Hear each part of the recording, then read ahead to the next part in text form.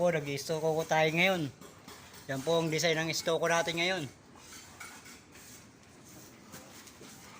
Quality po natin. Kitang kita nyo naman po yung kantuhan nya. Tinuwid po natin yan.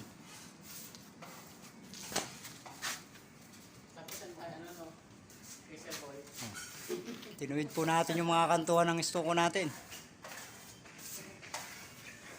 Oh. Ganyan lang po.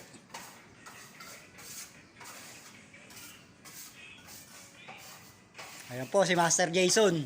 Nag-i-stoko rin sa harapan.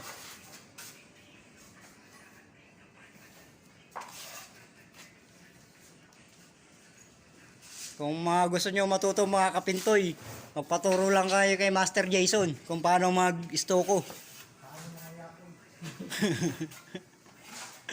Oh, ayan lang po. So, dahil pa po ang gamit niyan, pang pakyawan po ang pahid. Bubuhay niya po yan.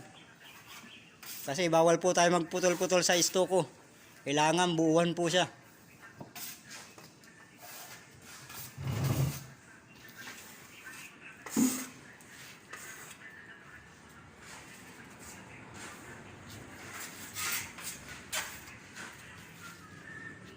Yan na po ang ating mga nai-stoko ngayong araw na to.